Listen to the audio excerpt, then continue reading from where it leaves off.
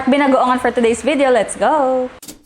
Joys to the world! MIA tayo nung nakaraan kasi nag-birthday si Kevin. So, nagpahinga muna kami at nag-spend time as a family. So, ngayon na tayo ulit magluto. Ay! Oh, di na marunong. So, nung nagre-research ako anong ulam ang lulutuin namin, nakita ko madali-dali lang pala yung binagoongan. I mean, saktong dali lang. Hindi naman super. Sa timpla pa rin, ang bagsak. Siyempre, yung nakita ko, ganito yung alamang. So, nagpabili rin ako ng alamang. Tapos, nung nag-research na ako ulit, pwede nga palang yung luto na talaga na bago. Hindi ko rin alam kung bakit nagpabili ako ng alamang. Sabi kasi nung una kong napanood, mas okay daw yun para matitimpla mo talaga yung lasa ng bagoong mo. So, naniwala ako. Sabi nyo rin, dapat last hinihiwa yung baboy. Unahin na muna yung mga gulay. So, yan ang gagawin natin today. Gulay muna. Pero konti lang naman yung gulay. Panggisa nga lang halos eh. Si Oli nakiklingi sa akin ngayon. Hindi ko alam kung bakit. Pero may napanood ako na video. Parang ganun daw ata yung mga bata. Alam nila na may paparating na isa pa. Kaya sila nakiklingi. Hindi ko alam kung totoo yun. Wait, baby. Sabi pa ako nakiklingi sa akin, gusto lang pala ng gatas. Hindi pala ako, gatas pala ang hanap. Dami ng kamatis, OA. Pero sige, okay lang. Sayang naman, di ko na kasi magagamit yan. Gamitin na lang natin. Yung alamang ay hugasan daw, ha? Yung akin hinugasan ko na yan at strinain ko na yan, okay? Malinis na yan. Parang dami ng sibuyas ko. So, ikikip ko na lang. May isa pa akong luluto mamaya eh. Tapos na. Talong ay prito. Pero mamaya na natin iprito. Pagkakain na. Okay, pork na tayo, pork. Ito na muna ang gagamitin ko kasi baka mas matalas. So, yung pork na kinuha namin ay kasim at saka liempo.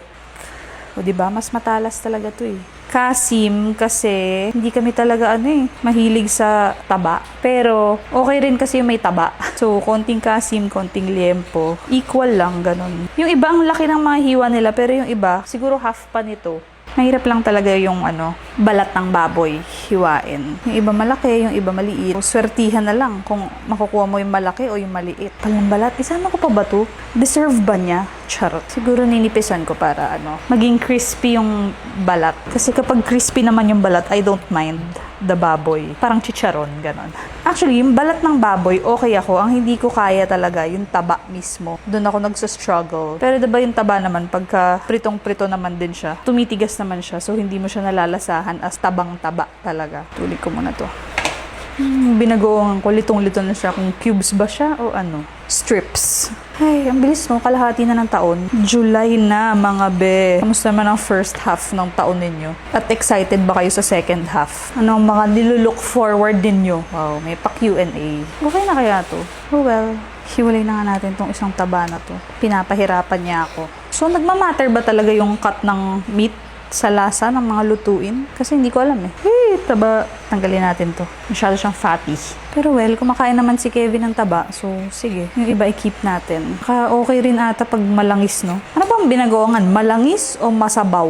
Kaya na naman ako eh. Sinabawang bagoong. Tanggalin ko na tong tabang isa kasi ang laki niya talaga. Nakakatakot. To. Sama naman yan sa kinilo, pero pag naluto siya, hindi rin naman namin kakainin. So, wag na lang. Okay, finish! Luto na tayo. Isamgyup muna natin to. The pork. Hindi na ako maglalagay ng oil, kaya na natin siyang ma-render sa sarili niyang taba. Okay, kunin na natin to.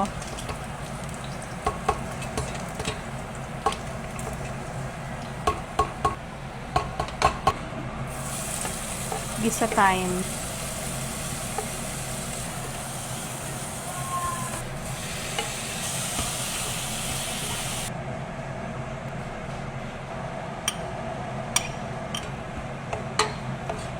Alam niyo, ilagay na natin lahat.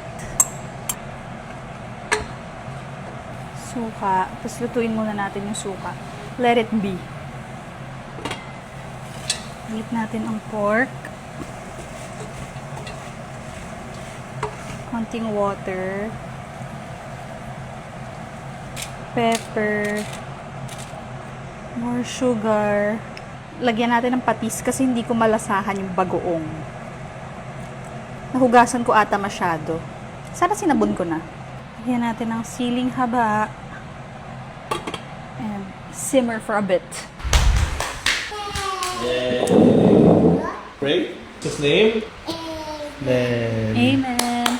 Taste test para kay Kevin kasi late na siya nakauwi. Kami ay nag-dinner na kami. It's yummy but it's not the yummy you're used to. Let's go! Hawakan ko na lang.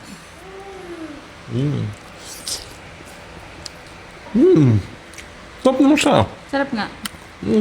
Naisip ko kanina nung tinikman ko na, masarap siya pero siguro sa susunod pwedeng bumili ako ng masarap na bagoong. Like yung gusto kong lasa ng bagoong. Tapos yun na yung gagamitin ko. Feeling ko nahugasan ko masyado yung bagoong. Kaya na walang lasa. Eh wala na akong extra. So wala na akong choice. Bitin yung bagoong, no? Or okay lang? Medyo bitin nga. Pero, okay naman. Feeling ko, gusto ko lang ng konting asukal. Hindi ko dinamihan ng asukal kasi hindi ko na malasahan yung bagoong kanina.